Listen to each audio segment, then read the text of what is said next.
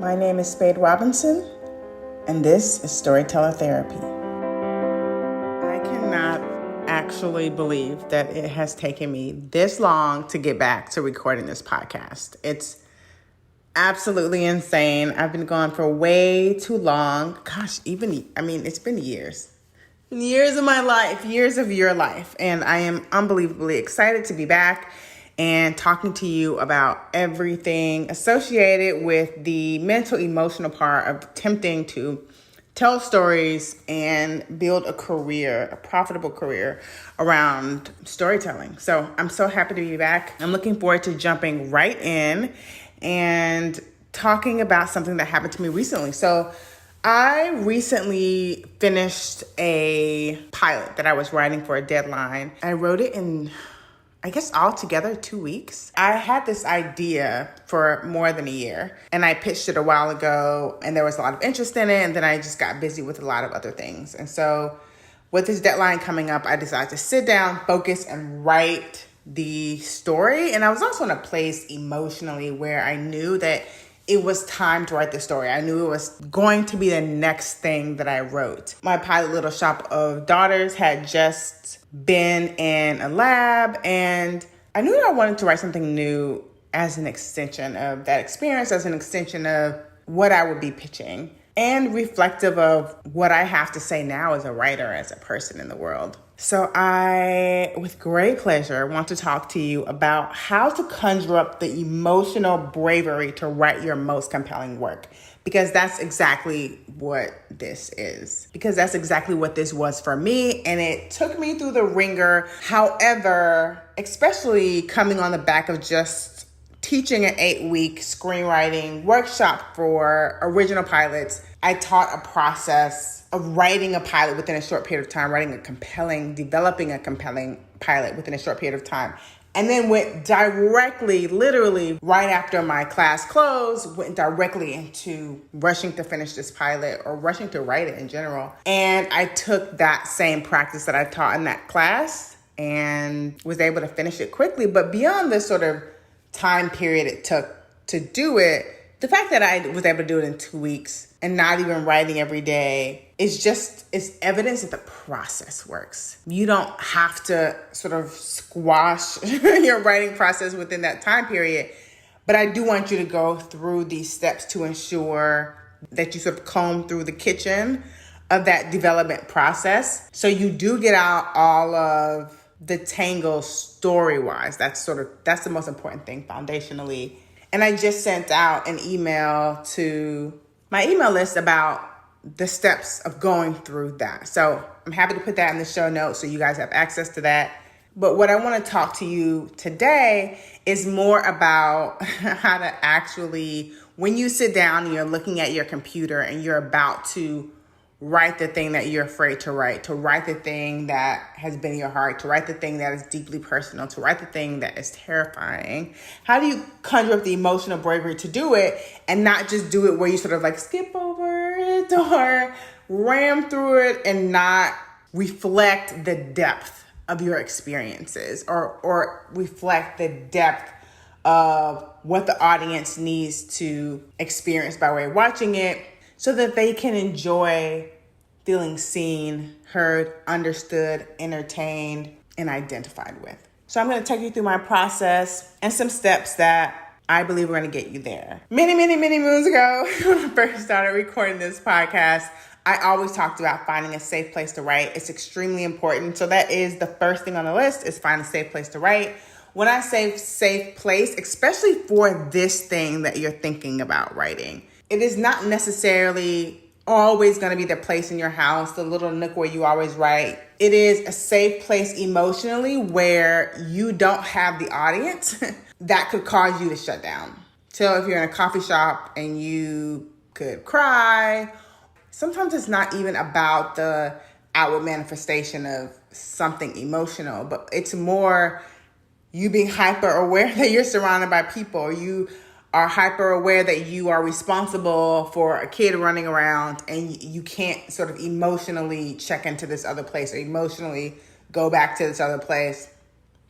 So when I say find a safe place to write, Find a place where you can be your most honest self. You can look ugly, you can cry, you can display your weird habits, you can pace, there's no mirror reflecting back to you how awkward or uncomfortable. It's just you. And everything and anything you do is okay. That is your safe place to write this script. The next step is to watch content that scares you or content that elicits a similar emotion or tone that you're going to be writing in. So for me, this new pilot that I wrote, I knew I needed to go revisit 2 shows. I needed to revisit Normal People and I needed to revisit Fleabag. I've forgotten how emotional Fleabag was. And I know everybody talks about the 2nd season, but I went to watch that 1st season and I was like, ooh, child, I'm in my feelings. And I knew I needed that. I knew I needed the sharp comedy and I knew I needed to be reminded of that rhythm of the sharp comedy right up against something very sad, right up against something very funny, and having that being a result of these people just being themselves. And I knew I needed to revisit Normal People. And I hadn't watched it since the first time I watched it. I was gutted after the first time I saw that. And I was like, I am never watching this again. But I knew I needed to revisit it to write this script about 2 people who love each other very much and it being unconventional and it being very tender. I knew I needed to access that very tender part of myself. The part of myself where there's a very idealized version of intimacy. In order to write those moments, I knew I needed to embrace a part of me that idealized that. And sometimes having it reflected back to me gave me that bravery. So Normal People gave me that bravery. And I think shows or movies could do this for you. But the fact that it even does that is an example of why we do this, why we create this work. People need to see themselves reflected back to themselves, need to experience themselves reflected back to themselves, even if it's places in them that they don't have access to all the time, which is why I had to watch it to access it. The next thing is to do your homework beforehand. For me, and I'll put this in the show notes, I've gotten to the place where I've come up with a system, and this is the system that I teach. I do not go right to the page. I do not go right to the outline. I have my students do this, and this is what I do myself. I start with a pitch or a lookbook first, and then 2 outlines, and then the script. I always go in that order at this point because some of the bigger questions that you're going to be asking yourself about tone, about the world, about who are these people, you're going to answer those questions in your pitch because that's how a pitch is designed. And if you guys want me to go into how I organize my pitch when I'm pitching, I can obviously do an episode about that. It's the thing that executives compliment me on the most. Is like, oh my God, I was so drawn to your pitch. And it's because I organize it to emotionally draw whoever's listening in. I start there because every question that an executive is going to ask you about your show, you answer in a pitch. And you need that information going into your show, going into writing. So I start there. I answer the larger questions about tone, how it feels, how it should look, all of those sort of aspects of your series. And then I dig a little bit deeper into the story. I take that sort of like bigger context, and then I create the short outline, which is just what the acts are, Act 1, Act 2, Act 3, Act 4, Act 5, like so how many acts you have. The pilot, I just wrote, there were 4 acts for a half-hour dramedy. Each Roman numeral is an act, and then under that are all of the events that need to happen in each act. And then I go into the longer outline, which I go into final draft to do that. I do the longer outline in screenwriting format. So the longer outline has slug lines, interior, exterior, wherever we are, whatever time of day it is. And then I go into detail of what happens in that scene. So every scene in the show or every scene in your pilot is now in your outline. You don't go into detail in terms of writing all the dialogue, but you, in that outline, you do write what happens in each scene, essentially. So after the pitch and the 2 outlines, then I go to my pages. By the time I get to my pages, there isn't any guesswork in terms of what is happening because I did all of my homework.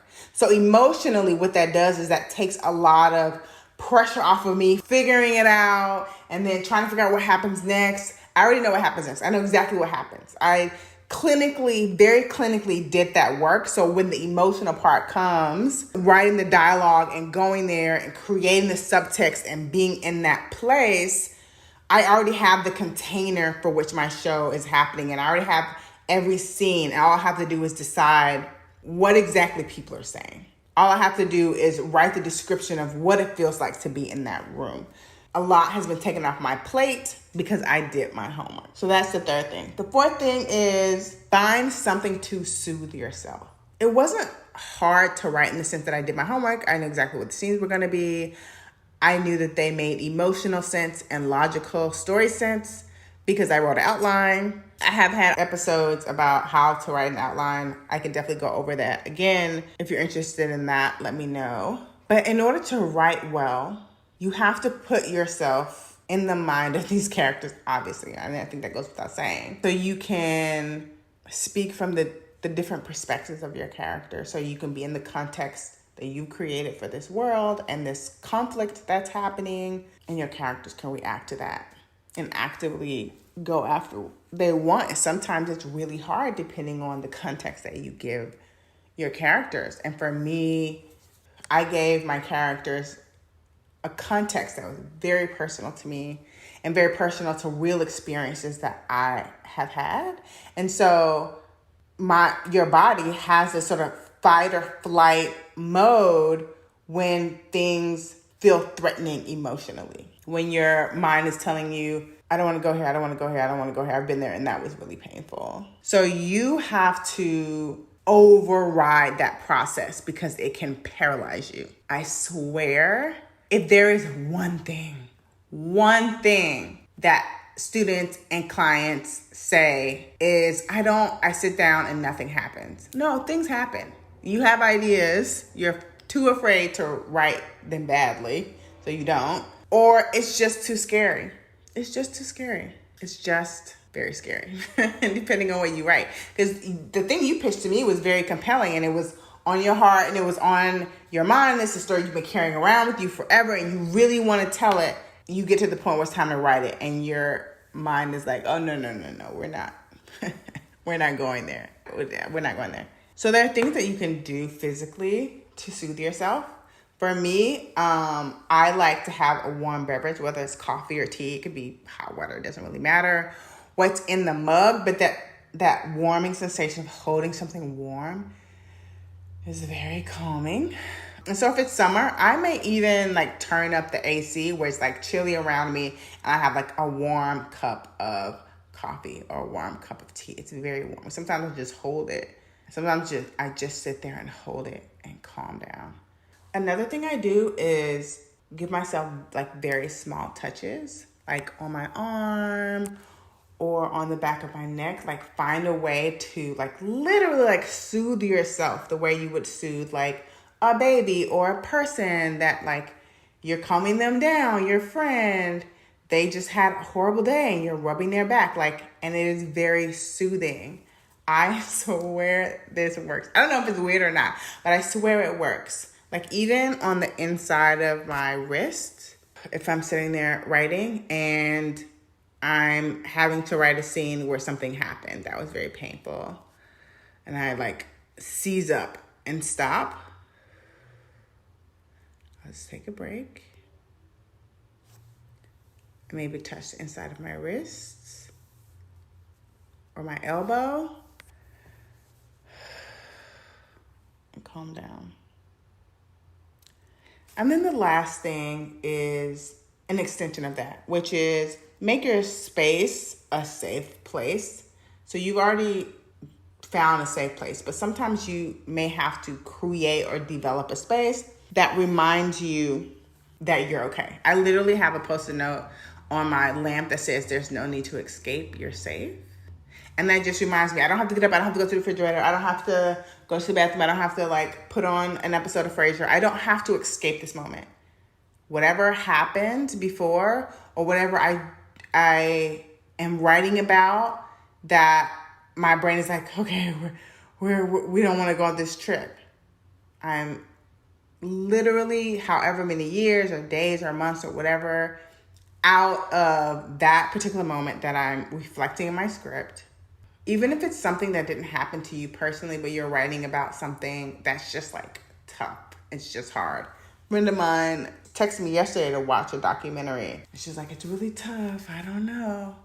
And something that happened to this lady in like 1940 something. It didn't happen to me, but if I wanted to write a fictional version of that, I would have to create a space where I'm safe to really reflect what happened, to really go there and not write the watered down version, because that's what I feel like I can handle emotionally. Part of that space is also reminding yourself to dig deeper. Sometimes when you're writing something, the impulse is to, like I said, just skip over it or skim it, or to not really reflect sometimes in the dialogue how cutting something can be, or reflect in the space how this conflict is jutted up against this other conflict and things are happening simultaneously. Sometimes you just need to be reminded to dig deeper, to look down at what you just wrote and tell yourself, okay, that's a safe version of this, but that's not what really happened. Or that's not the most compelling version of this story. I know I can go deeper. So putting a sticky note on your wall, or writing it somewhere, or having a photo that evokes the level of emotion that you want to elicit from your show can go a long way to reminding you that the deeper you dig, the more you are single-handedly pushing yourself forward. You're pushing your career forward because you are writing something that's a lot more transparent and personal and real, and people will respond to that and identify with that. But you're also moving yourself forward as a human being. You're becoming more emotionally sophisticated, and you're finding the language and the way at which to talk about and express the experience of being alive. That's what this work is. That is where this work is continuing to grow in terms of this industry. And that is what sets you apart. Because when it comes to that particular place, there is no humanly way to duplicate that. You are the only one who can do that. When you get to that very specific place within yourself as a writer, no one else can copy your voice in that way. It is impossible. And that is how you move your career forward. I cannot wait to continue to talk to you guys about all the things I'm working on, hear about all the things you're working on, and get back to giving you guys more episodes of Storyteller Therapy. Please let me know how you guys are finding ways to be emotionally brave when it comes to your screenwriting. I can't wait to hear your techniques. Let me know if any of these work. Talk soon. As always, if you want to work with me directly, you can book an appointment with me at atlantafilmproject.com and find out everything else about our company, courses, workshops, videos, and workbooks you can use to work on your own. You can find a link in the show notes for all of these things. And if this makes sense to you, rate, comment, and subscribe. Until next time.